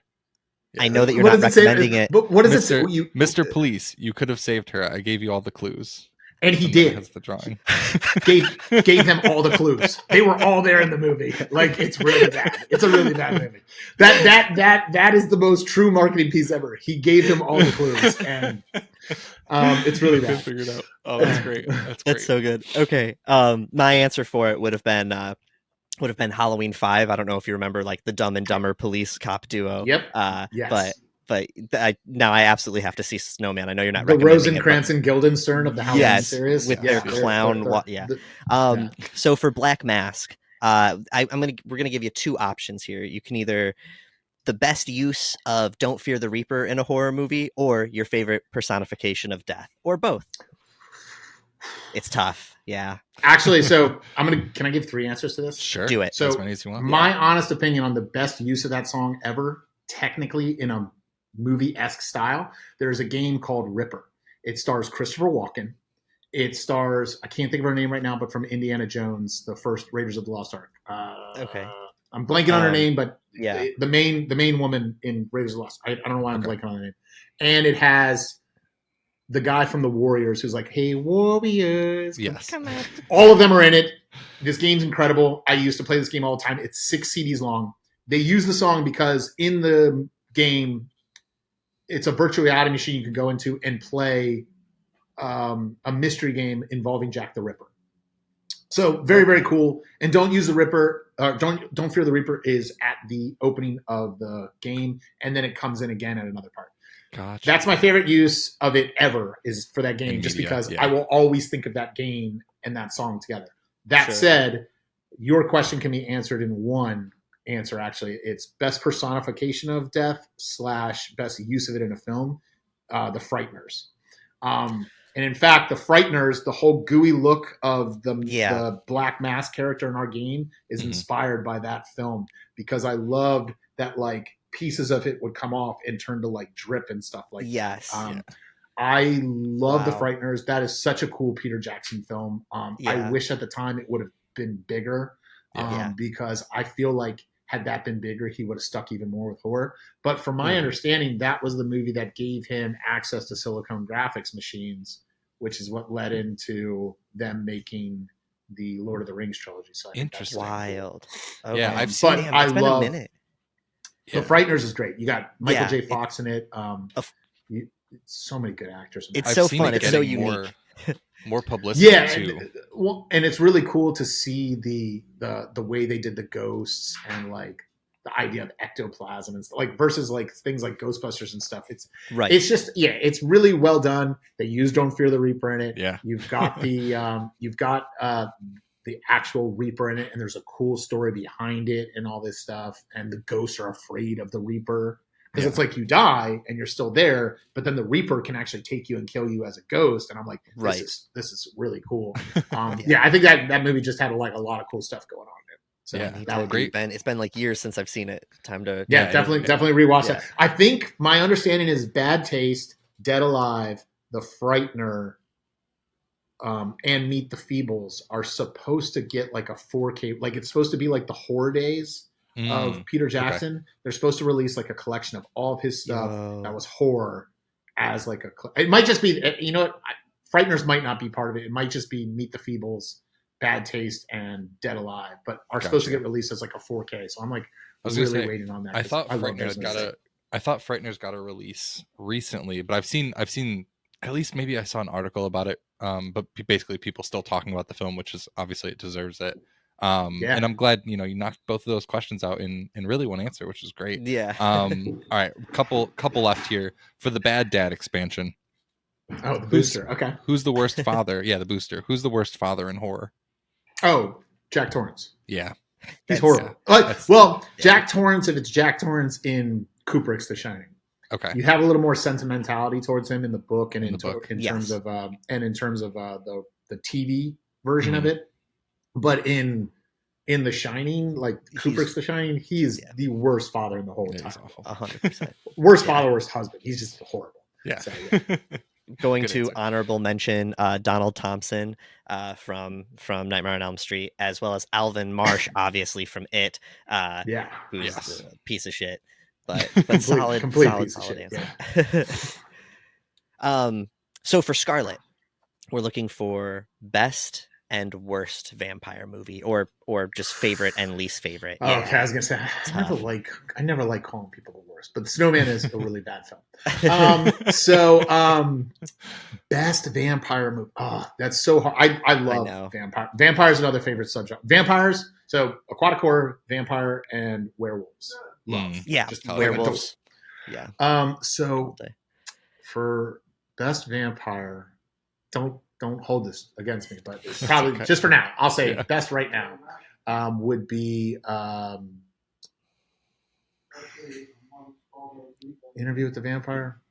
I love it. I love the relationship between, it's funny. People like hate on that movie and say like how the show is such great casting. And I love the show, but I thought in the movie, I thought Tom Cruise actually was good as Lestat. I believed him as Lestat. I thought he was pompous and mean, and I thought Louis was very like submissive, and I liked Brad Pitt as Louis. So, but I really like their relationship. I like the lore of like how vampires are actually like cliquey and they turn on each other and like stuff like that. So I really like that. Hell yeah. Lost Boys would probably be up there too, and stuff like that. But I'll go with Interview with the Vampire. Okay. What about least favorite? Least favorite vampire. I'm trying to think of like something really, really just poorly done and bad. Even if you like it for not being good, you know what I mean? I've seen a lot of bad vampire films. It's so bad that I probably don't remember the names. But I will say this: John Carpenter's Vampires is not a good film, but I enjoy it. It's probably it's probably within the bottom 3 of my John Carpenter films. Like, okay. I love the gore in it, and I love like when he shows up and he punches through the guy and stuff like that. But as an actual vampire film, I think it's pretty weak. That's fair. Yeah, and I love John Carpenter, so like don't hate me. But, of course, totally understandable. All right, and to wrap it up, this is a great horror question for any horror fan. But for Slay, what is your favorite Christmas horror film? Christmas horror? Yeah, it's another one I love. Probably Black Christmas. Ooh. I think Black Christmas is creepy as hell. The original Black Christmas. Even though I enjoy both remakes. I know there's a lot of people that like go nuts about the remakes. But I really, really like Black Christmas. I think it sets a cool vibe. I think it helped the genre in a way with certain like other films like that were inspired by like the whole like sorority thing and everything like that. Yeah. And slashers in general. Yeah, absolutely. Yeah. And he's like the whole, I still think that shot of her in the bag is like one of the creepiest shots ever in terms of like for a way a person dies. So Black Christmas. I'll go with Black Christmas. A Christmas classic for sure. Krampus has really won me over in the past few years. Me too. I watch it every year with my niece. That's one of our Christmas movies is Krampus. Krampus is fantastic. Yeah, it's amazing. Yes. Yeah. Well, Freddie, I know we've gone a bit over. Normally we would ask for mostly horror recs, but what we're going to do is utilize all the film answers that you gave us to use those as your recommendations for this week. But we want to wrap by doing this. Obviously we've talked about Mixtape Massacre. We think everyone listening should go out and purchase it. I actually will say Sean and I have been trying to find it physically, like trying to find like a store that has it. We haven't been able to. So finally pulled the trigger and got it. Very excited to play. But in your opinion, we're sending people off. Let them know what's the best way to play Mixtape Massacre. What is the game night setup? What's playing in the background? What snacks do they have? What would you suggest? Put any horror movies you love on in the background with volume off. Popcorn, Reese's Pieces, beer if you're a drinker, soda water if you're not, and our playlist.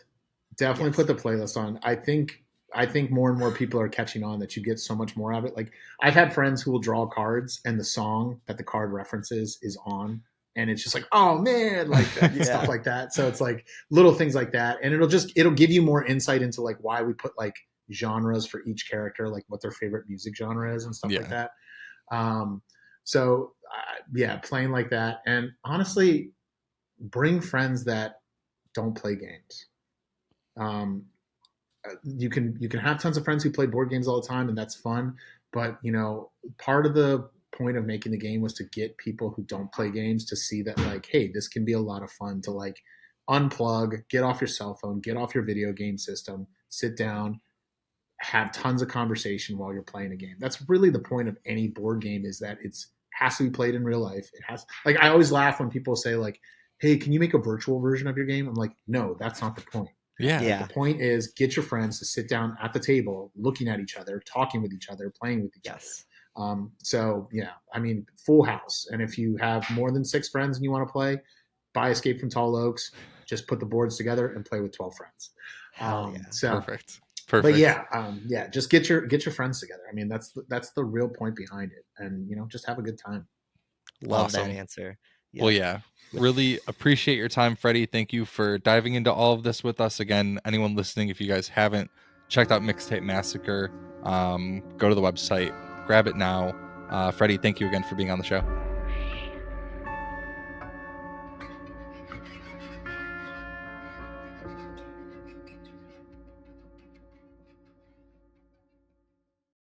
Thank you guys, as always, for listening to our interview and conversation with Freddie Carlini, co-creator of Mixtape Massacre. And thank you again to Freddie for being on the show. If you haven't already, search Mixtape Massacre. I believe it's just mixtapemassacre.com is their website. Check out the game, grab the expansions, have some fun with your friends.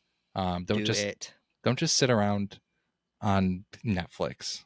Play a board right? game. Stop you fucking scrolling losers. TikTok. All right, get off of Threads and Twitter. People aren't even on and Threads maybe anymore. Socialize. People aren't on Threads. I see people on Threads a little bit. It clearly had a quick boom Thread, and then Thread had a falling out. Yeah, Thread fell.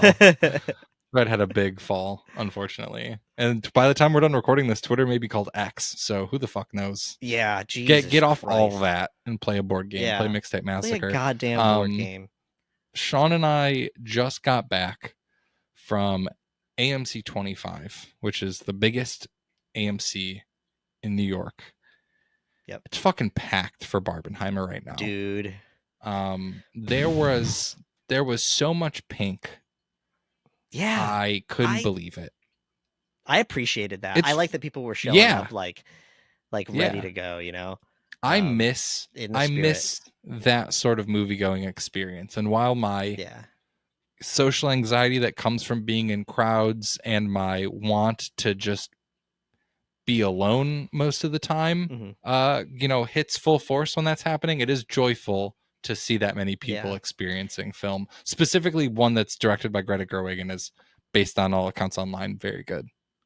Yeah. It's funny. Well, two thoughts. It's funny because I clearly am an anxiety-filled person. If you see any of my stuff online, or I've mentioned it on here a handful of times, anxiety is a big part of my life, but I don't have the social anxieties. I love crowds, kind of. I don't like it when I'm trying to do something, like trying to navigate through New York can get annoying, but like, I don't know, going to a festival or a big party every now and again is something that I do enjoy, like, and people watching. I know it is not for everybody, totally get it. So that's just one aspect I found. Like, this was interesting. It's not as cool when it's a small and tall theater and a bunch of people are trying to get up an escalator and through, like, this was inconvenient today. But I miss like a packed Imagine lobby, Yes. Like that. Yes. That like feeling is a bit different than trying to worm my way through AMC. Not a 5-story in New York. AMC. Right. New York is so full of people that you appreciate every moment of fucking peace and space that you get. But, back home, it was always awesome when premiere nights used to actually be premiere nights. We just talked about this the other day. And you could go, you show up at fucking midnight and you're waiting for a little bit, and everyone, you see people, like people that you didn't plan to see that night, like, oh shit, yeah, you're in a line, but everyone's talking and having fun because everybody kind of people that show up. And dude, I remember, I think it was specifically the Purge night, man, of the first one. Everyone was so excited for it, and they had cops outside because of the nature of the movie and the unfortunate realities of our society. But dude, I was bouncing from theater to theater. Like 3 different theaters were showing the movie. And before the movie started, I would go and hang out with some friends in one and friends in another, just waiting for it to get going. Missed that. All right. That's the point. All right. I was going to say I don't know if I'd be doing that, but it does sound like fun. It was good. Yeah. It was a good time. I do miss that. I mean, I worked at, a movie theater in Michigan for quite some time. And I do miss the buzz, the vibe of that sort of thing. I do love that you can see a premiere at 7:00 because I'm now old and don't want to see a midnight premiere. Hell, I want to see a premiere when I get a screening for it. But the vibe of seeing all these people waiting in line at a movie theater to see 2 big movies that aren't Marvel films was great. We were not those people. We were there to see Cobweb, which if you're like, what's Cobweb? I don't blame you, because it is being released at the worst weekend possible. But it is a horror film, a Lionsgate horror film starring Lizzie Kaplan, Anthony Starr, and Woody's last name is Norman. Lizzie Kaplan has been in things like Cloverfield and New Girl and Castle Rock. Anthony Starr as Homelander from The Boys, which we talked about at the beginning of this episode. Anthony Starr, side note, is Australian, I believe, and has one of the best American accents I've heard from an Australian person. He's Australian. I didn't know that. Did you watch Auntie Donna with us?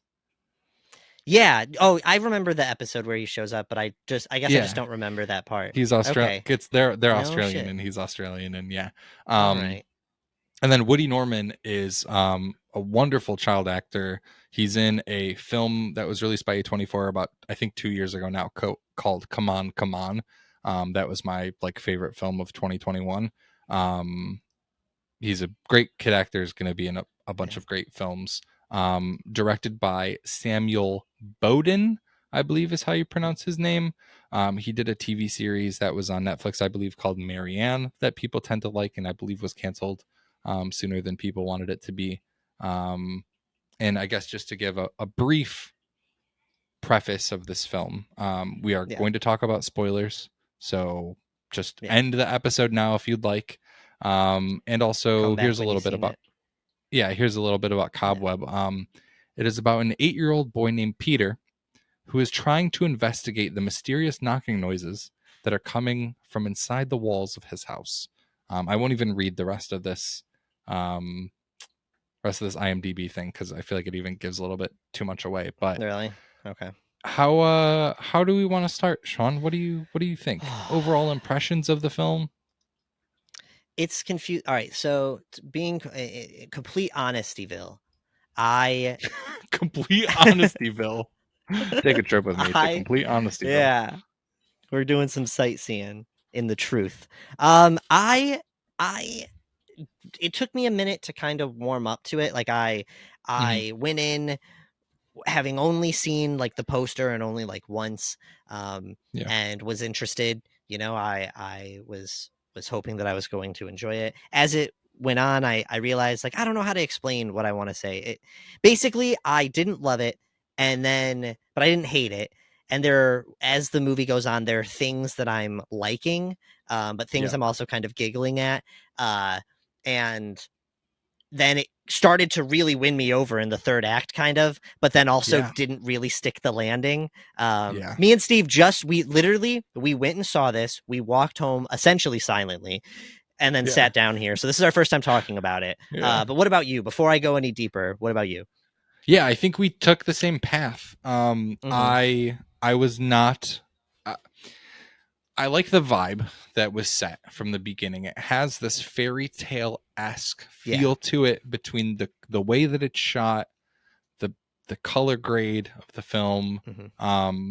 It's set a week before Halloween is when the movie starts.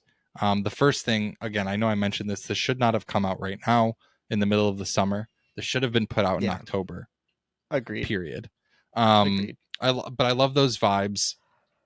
I like that the music and the tone that was set, again, was very fairy tale-esque. It had this whimsical, almost Coraline-esque music to it and feel. So I really enjoyed that. I liked that you were just thrown in with not a lot of exposition to this kid and his life and what's happening. But I agree with you. There were moments that felt goofy. The writing felt just a little off and kind of just like dumb at points.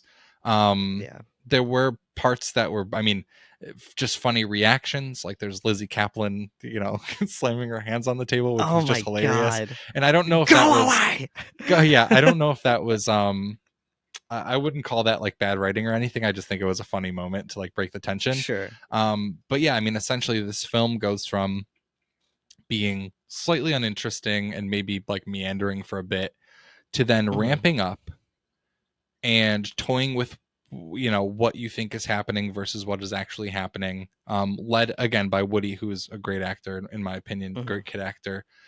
And then it maybe just goes on for a bit too long. You get to this point where and we can jump into spoiler territory again, but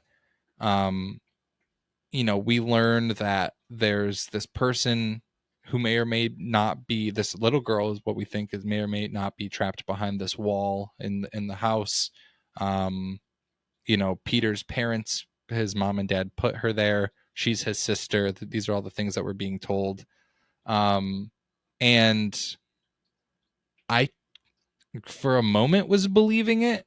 And then obviously like you kind of, because they paint Lizzie Kaplan's character to be, a very like demanding and overbearing mother, and Anthony Starr's, the father character is obviously very it gets angry. Stern and and so I'm like, okay, maybe they have this like little girl trapped in there, and you quickly find out that it is not just a little girl trapped in there. It is I guess his sister, but some sort of weird being that was born wrong, and that they kept in their basement, and then in the walls behind the grandfather clock. And at first I really liked that. I liked that you wonder why this film was called Cobweb. The woman has grown this long, his sister's grown this really long hair that has spiders in it. And she's really creepy. She's climbing on the ceiling, very a la Hereditary at a certain point. She has these creepy long fingers that poke out, and this long hair. But it gets to a point where you see too much, she does too much, and you lose the sense of like wonderment and creepiness that you got when you were first introduced to the character. So okay. So basically, in terms of I'm going to hit each point in my own way. I have to figure it out. So in terms of like the twist, almost, it's interesting that this story, I completely agree. Like all the Coraline stuff, I was thinking that entirely. Honestly, the whole time watching the movie, and as it went on, I just kept thinking, I almost wish that this was an animation. I feel like maybe the story and the things that they were trying to do would work better. I know that that's obviously like that's a lot more work, not to dismiss the work that went into this film, but like animation is just a lot more work. But it definitely leans itself to that tone. The parents, it's not just that they're demanding and strict, but like from the beginning, from the way that they move and the ways that their eyes move and the way that they act, they are clearly trying to give you a weird vibe about them, and the way that they're shot. Just like 100%. They're shot in silhouette a lot of the time. Like there's a good scene with Peter and his dad, and Peter's in the shed, and his dad is standing silhouetted in front of the door. Like it's very, you're supposed to think and people. And they lean into that as the movie goes on more. I love some of the shadow play that they do that feels very animation and fairy tale to me. Like shout out to very the stylized. DP or the VFX people that did this. I don't know if it was in camera or VFX, but it was beautiful. Some really cool stuff that they did there visually. And it's weird because it's like, I don't want to necessarily say that, like, I was trying to figure out what was off. I was like, I know that I like these actors, and even the actors I don't like, I don't think that they're the problem. And maybe it's the writing, or maybe it's the editing of how it was put together. Like specifically, like I was like, something just isn't lining up. And I was very aware that I was watching a movie, which was unfortunate. I'm thinking specifically, I mean, this happens throughout the whole movie, but when the teacher is talking with like the principal, it felt like I was like, these people don't even feel like they're actually talking. Like it feels, and his lines feel like it's just there to move the plot forward, like where I'm painfully aware of it. Well, and also like Peter was expelled by that part. You know what I mean? Like why is she getting reprimanded for a kid? Like they're talking like, did he pee himself? Did he seem like a danger to others? Like this kid is expelled already. Like, but that's a conversation that maybe should have happened before this. Right. Like it felt like the storyboard got like someone like sneezed really quick and like they shuffled a couple of things up on the well, it felt like it felt like you could just feel the formula. You could feel like what they were trying to do and needing to get to this point, and it just didn't feel like natural. But and so that was part of the thing that was kind of putting me off from it. I was like, maybe they just had to do it really fast, or I don't know. But then so let's get into like the lore of the sister. Initially I was like, okay, is this going to be a really straightforward, like the parents are bad and it's the ghost of a dead girl and we learned that they did something terrible and blah blah blah. And I was like, maybe it's actually his sister. Like I was thinking it's his sister before they said that. And then once they said it, I was like, oh, I don't know now. And I was like, is she alive or is she a ghost? And that I was balancing between. I was like, I think they want us to think she's a ghost, but she's really alive. But then it felt like, no, they want us to think she's really alive, so maybe she's a ghost. So it was like really back and forth. I was like trying to figure out what they were doing. But what I will say is once the third act really gets going and you realize that she's like, when she changes, you know, and she comes out of the door and her voice changes and stuff, I was like, oh, and when the mom was like, don't let her out. Yeah. That's when I was thinking to myself, no, so this is what it is. Mm-hmm. She's like a witch that lived in this house, and she's not the little girl that is buried in the backyard isn't I don't remember the kid's name, the character's Annie name. Or something. The boy. What do you? Oh, Peter's sister. Peter. I was like, maybe it's not Peter's sister. Maybe it's his mom's sister, and that's why she doesn't want to talk about it. And the witch killed the sister. Like, that's what I was saying. I was like, it's not the little girl. The little girl is dead and buried in the backyard, and they've been keeping the thing that killed the girl locked away. That's the direction I thought they were going in.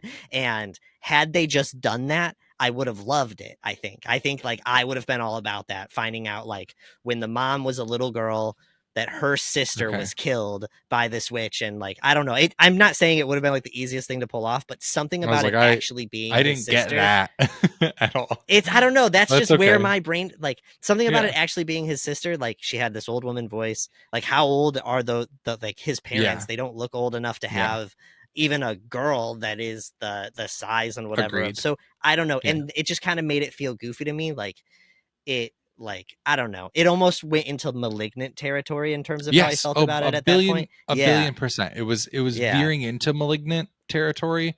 In terms of like lore. Yeah.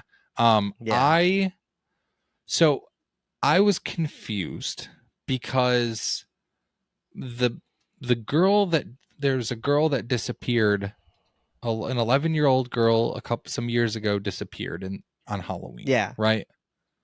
And that's kind of like a MacGuffin. Like they don't like there's a body buried in the backyard, but who killed who killed the girl and why is it buried back there? It was just implied. That's part of where the writing isn't great. So when it doesn't say this, but when she comes out of the like hole, like within a minute or two, she says something like, I'm gonna kill your parents just like the girl in the backyard, or she says just like the girl buried in the backyard. So what's implied is that she killed the little girl, like their daughter killed this other girl, and that's probably why they locked her away, but they never explain that. But that has to be what it is. No, exactly. And that's confusing. And then I agree with you. I think the lore was a little messy. And then you get into like over explanation territory where like, you know, I loved the fact that she's killing these, you know, bullies that are back for revenge for their, you know, for their cousin. Like that part was goofy, right? Kids, it's so rare in a movie where you have a kid getting bullied in school and it's not fucking goofy. I don't know. Bullying in school is just, you know, it felt like real, you know, this kid's a dick. He's pushing him down. He's stomping on his pumpkin. Sure. But like, I don't know, the bullying shit felt weird, and it never really rings true to me. And I just take it at face value. So when his cousins pull up and they're gonna like fuck up Peter on Halloween, I was like, all right, especially, I was like, all right, let's do it anyways. And so you know, this woman, creature, cobweb, whatever, killing these guys. Sure, I was all for it. I was down. At this point, you already get, you know, Anthony Starr throwing up black bile, which was dope and a good death, and then you get Lizzie Kaplan with a pretty good death, I will say. And so all the kids, you know, like the kid getting swept under the piano and the blood splattering, I love that style of death is great. I love a quick blood spray death. So they were all interesting, but you start leaning really heavy into this woman / creature's hair is like a really big thing. And it felt really weird to me because the hair felt inauthentic. It didn't feel real. So it just felt like they were just like, all right, we got the shot we want now, dangle the hair in front of the camera. So okay, a couple things. Her whole thing felt very J-horror inspired to me. I know that you were leaning towards Hereditary, but I meant the crawling on the ceiling. Her design and like style for sure. Sure, yeah. nothing like I see it, but also I think that even that might have J horror origins. I don't know for sure, but but it felt, dude, from this to like her blue look, like it's for even someone that has only seen like The Ring, you can see some J horror inspirations, but the hair specific, I almost said J-pop. Yeah. The hair though, it makes me think specifically there's a Junji Ito short on that Netflix show. And I know that I think there's yokai that do this too. There's definitely yokai. I wish I could name it off the top of my head right now, but that use hair as like a big thing. So I kind of liked that. I think that they overdid it, and I don't think they nailed it with every shot, but some of the shots, it was cool. I thought that was like a cool aspect. And I loved their house is open concept. It's like a big square with like the walls in the middle, and so like she was on one she was like on one side of a character while her hair was on the other because it's so long. Like I like that. They definitely played with it a lot, but then you get to the point where the teacher that has been trying to, all these kids are dead. The teacher that's been trying to, help out poor Peter through this whole film finally comes back again because he calls her. And you end up getting, she rescues him, and he, the creature woman crawls down into this hole that she's put Peter in, and you see her face, and she kind of looks like a cat.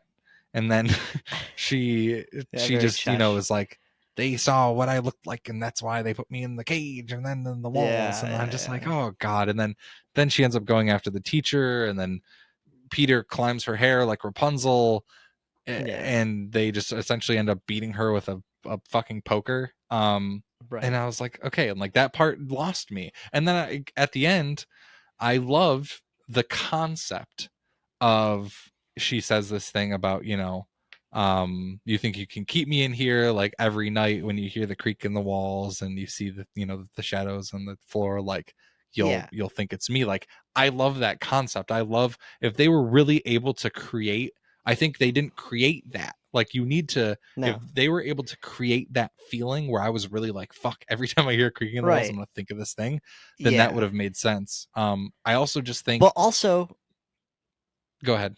Well, no, you go ahead.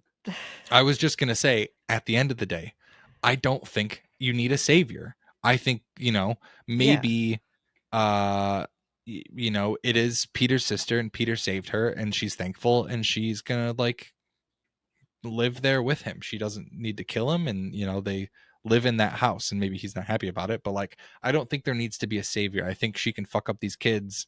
And then like, Peter's like, well, shit, I killed my parents and now I'm being... I'm being raised by my weird cobweb sister. I think it would have been fine if maybe like Peter and Miss Divine's relationship was a bit more like, it felt like Matilda-esque, like my parents suck and I'm bonding with the teacher. If they would have, you know what I mean? But I agree. Like, you don't need that aspect of it. Oh, dang it. Oh, I had a thing that I wanted to say in response to what you were just saying and I lost it. So instead I'm going to say another point that I want to make and hopefully come right back to that. But you know what it felt like? Because the whole thing is goofy enough and the characters feel like odd enough and the writing is odd enough that to me, it kind of felt like a long Tales from the Crypt or like Creep Show skit. You know what I mean? Like that. It felt like that kind of nature story. And it's a really simple premise. Yes, but like unique but familiar enough. Like it's, and I just think like I left the whole experience being like, I enjoyed a lot of aspects of this, but it didn't nail it for me, which is unfortunate.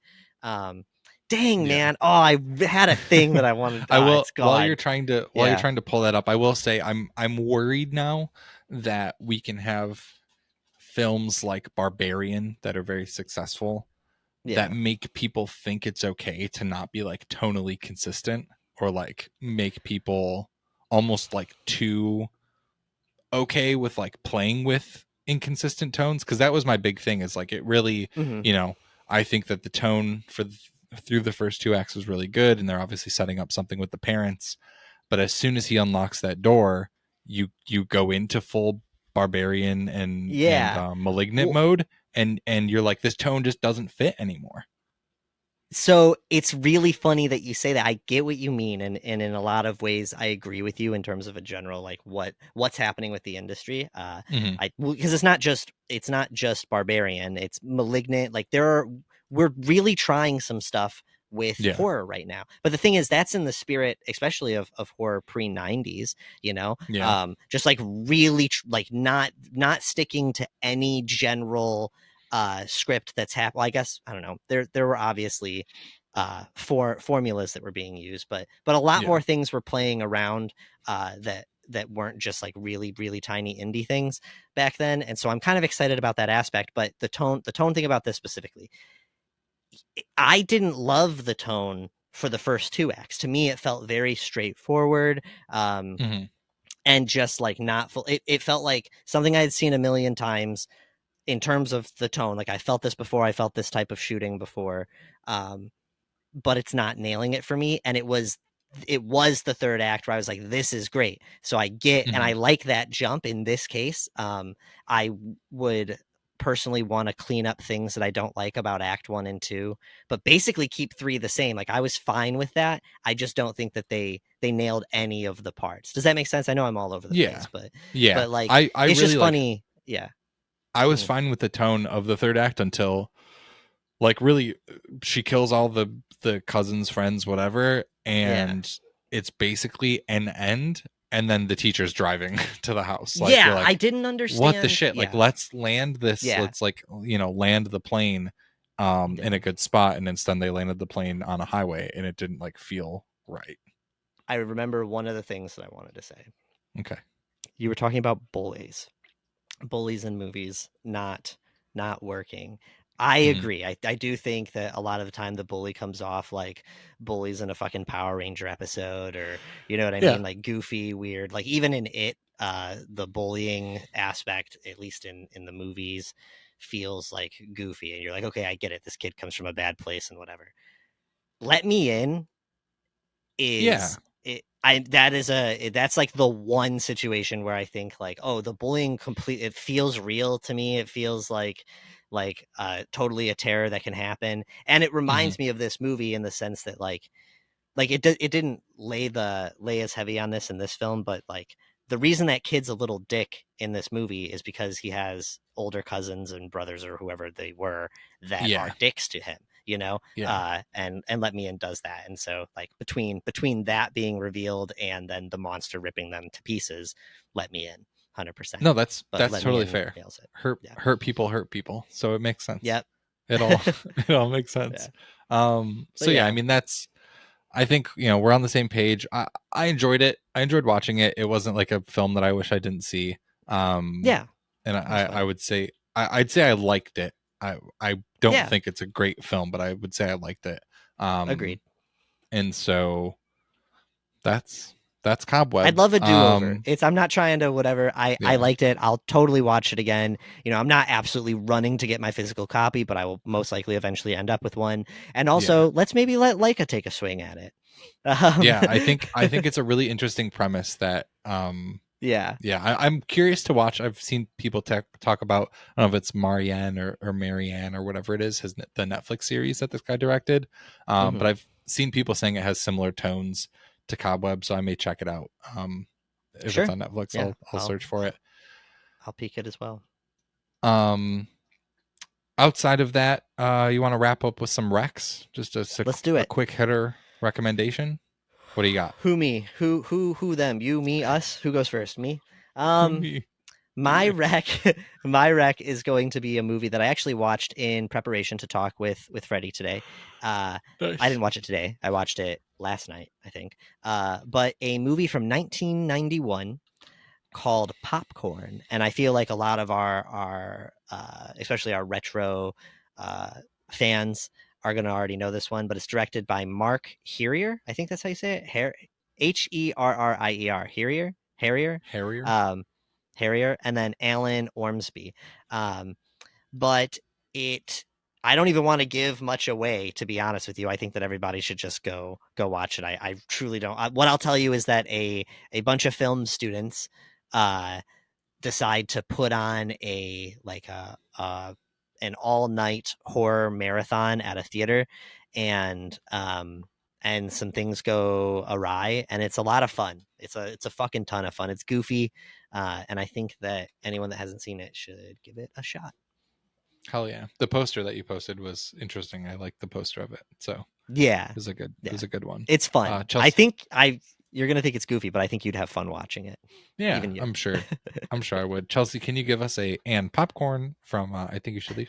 And popcorn. My recommendation is the complete 180 from yours. Sure. Sydney and I recently watched on Netflix a film called The Deepest Breath. It is a film about are they called deep divers? What are they called? Free divers is what you said Free before. divers, there we go. Yeah. Because I'm free diving. It is a film about free diving. It is very well done. It is not, it is about an extreme sport, but it is not an extreme sports doc. It's very human.